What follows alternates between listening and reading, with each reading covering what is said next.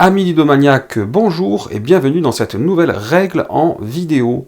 Aujourd'hui, je vous présente Deadlines Save the Dates, un jeu de Julien Télé, édité par Débac le jeu et distribué par Ludistri pour 1 à 10 joueurs de 12 ans et plus et des parties de 15 minutes environ. Comme son nom l'indique, avec ce petit lines à la fin, mais il fait partie de cette famille de type card lines où il va falloir classer des choses dans un certain ordre en ne connaissant pas évidemment la réponse de ce que l'on cherche à classer. Et ici, il s'agit de classer dans l'ordre de leur naissance, de leur mort ou de leur durée de vie un très grand nombre de personnages. Allez, je vous montre le matériel et je vous explique tout ça. Dans Deadlines, vous allez avoir 3 cartes repères, une carte date de naissance, une carte durée de vie et une carte date de décès. Et vous allez avoir 200 cartes personnalités, 111 cartes blanches et 89 cartes noires. Là, je vous les montre séparément, mais vous allez devoir mélanger totalement, aléatoirement, l'ensemble.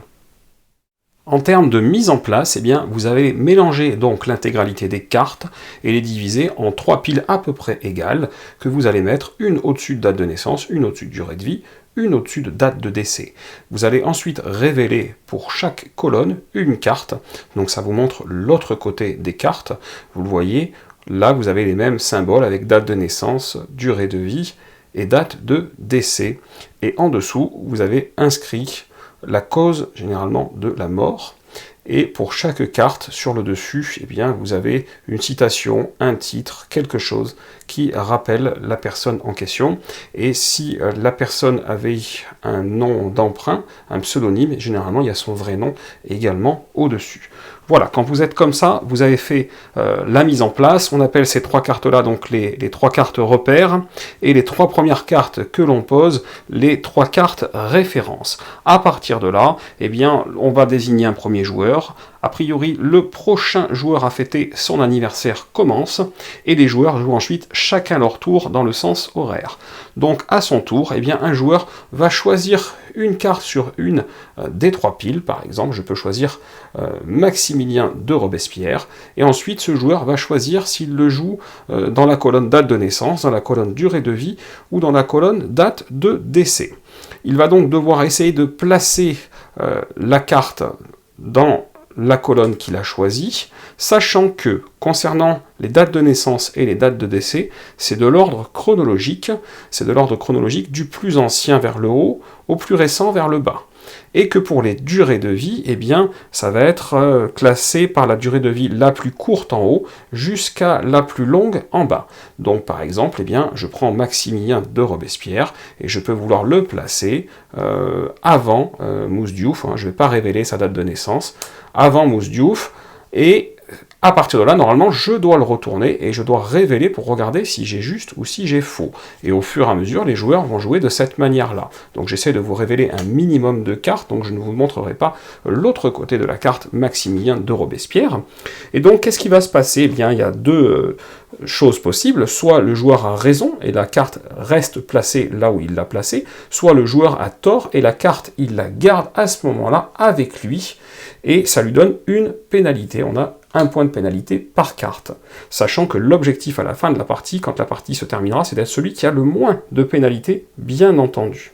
Évidemment, quand vous placez une carte dans une colonne, vous ne prenez en compte que les informations de la colonne en question. Donc quand moi je place Maximilien de Robespierre ici, je ne vais regarder que cette indication-là sur le bleu pour voir s'il est bien ou mal placé. Lorsque 12 cartes sont placées dans une colonne, incluant la carte référence, cette colonne n'est plus accessible, elle devient fermée. Par exemple, si j'ai 12 cartes à un moment dans les dates de naissance, eh bien, je retourne date de naissance, je défausse l'ensemble des cartes qui composent cette colonne, et à partir de là, les joueurs ne pourront plus jouer dans la colonne date de naissance. Et on va jouer comme ça, au fur et à mesure, en fermant une deuxième catégorie peut-être, comme ceci, on défausse toutes les cartes, et puis à un moment, on arrivera aussi à 12 cartes en date de décès, et là, la partie prendra fin. Donc il y aura 12 cartes dans chaque colonne, soit 36 cartes en tout, incluant la carte de référence du départ pour compter les 12 cartes. À ce moment-là, quand la partie s'arrête, eh bien on va regarder quel joueur a le moins de pénalités, donc le moins de cartes encore en main devant lui, et ce joueur sera le vainqueur. Si jamais il y a égalité entre plusieurs joueurs, eh bien à ce moment-là, ils vont se livrer à une petite manche éliminatoire, tout simplement l'un après l'autre dans l'ordre du tour, pour les joueurs qui sont à égalité pour la victoire bien entendu. Ils vont devoir deviner la durée de vie du personnage au sommet de la pioche du milieu. On va faire dans l'ordre du tour, c'est-à-dire que si le joueur 2 et 4 sont à égalité pour la victoire, eh bien le joueur 2 va faire une proposition de durée de vie pour Davy Crockett dans cet exemple, puis le joueur 4 une proposition à son tour. Les propositions ne peuvent pas être identiques. Quand chacun a donné la proposition qu'il voulait donner, on retourne la carte et le joueur qui est le plus proche de la vérité pour la durée de vie de ce personnage remporte la partie. Voilà, ça c'est uniquement en cas d'égalité. Il y a un certain nombre de variantes très intéressantes. La première, c'est ces fameuses cartes noires qui sont là. Et donc, c'est la variante carte spéciale. Et donc, ces cartes spéciales-là, eh bien, au dos de la carte, elles ont toujours, je vais essayer de mettre loin que vous ne voyez pas trop bien, les circonstances de la mort, mais avec des mots en orange qu'on voit ici. Et tout simplement, quand un joueur décide de placer une carte de ce type-là, il peut, s'il le désire, essayer de deviner les circonstances de la mort du personnage et d'annoncer donc ces circonstances. S'il cite au moins un des mots écrits en orange, eh bien, il a réussi sa mission. Les autres joueurs, eux, auront le droit de regarder la carte pour vérifier si ce que dit le joueur est bon ou pas, parce que le joueur en lui-même qui joue cette carte ne doit absolument pas regarder l'autre côté. Ils peuvent, s'ils le désirent, indiquer au joueur qui a annoncé les causes de la mort s'il est proche de la vérité, sans avoir réussi à dire les mots orange pour l'aiguiller, pour éventuellement qu'il arrive à trouver les bons mots en reformulant. Évidemment, s'il n'est pas du tout proche de ce qui a marqué derrière, pas besoin que ce soit fait. Une fois que cela est fait, le joueur doit quand même placer la carte, dans tous les cas. Si la carte est mal placée, eh bien, il va la récupérer en pénalité. Si la carte est bien placée, eh bien, comme d'habitude, il va la laisser poser.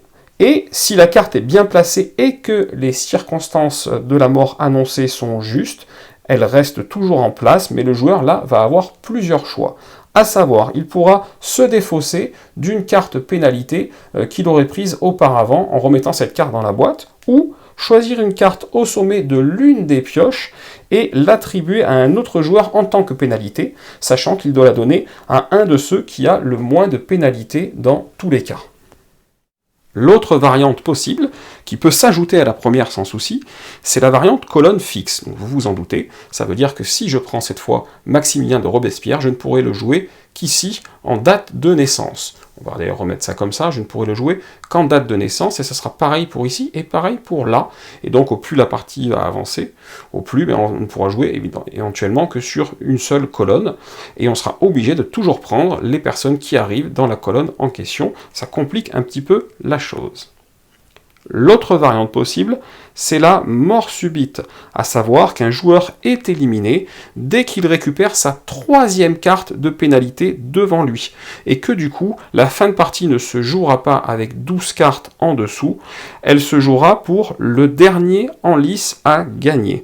Donc dans ce cas-là, autant vous dire que il faudra un petit peu plus de place sur la table, il faudra s'organiser parce qu'il peut y avoir des colonnes qui grandissent beaucoup, vu qu'il n'y a pas de limite dans les colonnes. L'autre possibilité, c'est un mode coopératif ou un mode solo. Puisque je vous l'ai dit, c'est de 1 à 10 joueurs, donc on peut jouer tout seul. Donc en mode coopératif ou en mode solo, les cartes pénalités sont communes à l'ensemble des joueurs. Et ils doivent combler les 3 colonnes, cette fois on rejoue normalement en 3 colonnes de 12, ils doivent combler les 3 colonnes avant d'avoir 3 cartes pénalités. Et donc ça fonctionne pareil en solo, on peut jouer en solo et essayer de combler l'intégralité des 3 colonnes sans faire plus de 3 erreurs. À la 3e erreur, on est éliminé. Le dernier mode de jeu, c'est le mode « Qui suis-je » Alors celui-là est vraiment totalement spécial par rapport aux autres, à savoir qu'à tour de rôle en sens horaire, un joueur va prendre une carte, comme Maximilien de Robespierre, il va la retourner et mettre une autre carte dessus pour pas qu'on puisse voir le nom, avant que les autres joueurs puissent voir le nom, il va faire ce genre de choses-là. Les autres joueurs vont regarder la carte et en fonction des informations qui sont marquées sur la carte, ils auront 1 minute pour deviner l'identité du personnage secret qui correspond à ces informations. Ils pourront faire autant de propositions qu'ils le veulent, et le gagnant, celui qui trouve la bonne proposition dans les 1 minute, eh bien, récupère la carte devant lui, et ça lui vaut 1 point. Si personne ne trouve au bout d'1 minute, eh bien à ce moment-là, cette carte est annulée, et on passe à la suivante. Donc les joueurs vont chacun leur tour mettre une carte de cette manière-là, et ne pourront pas eux jouer. L'ensemble des autres joueurs va jouer et tenter de deviner. Et à ce moment-là, le premier à avoir 3 cartes devant lui est désigné vainqueur, puisque là c'est l'inverse, les cartes devant vous ne sont plus des pénalités, mais des points. Ce petit Deadlines est un jeu très intéressant, avec des variantes vraiment sympathiques, qui le détachent de ce type de jeu, on va dire, et en plus qui permet d'apprendre beaucoup de choses, donc c'est vraiment très sympathique à jouer, et c'est vraiment un jeu qu'on peut sortir sur tout type de table, avec tout type de joueurs, même des non-joueurs vont pouvoir sans problème jouer à ce type de jeu et prendre du plaisir à jouer. Voilà, j'espère que ça vous a donné un bon tour d'horizon de comment fonctionne Deadlines et de savoir si ce jeu est pour vous ou pas. En tout cas, moi, je vous conseille fortement de l'essayer. Malgré son thème, il est très fun.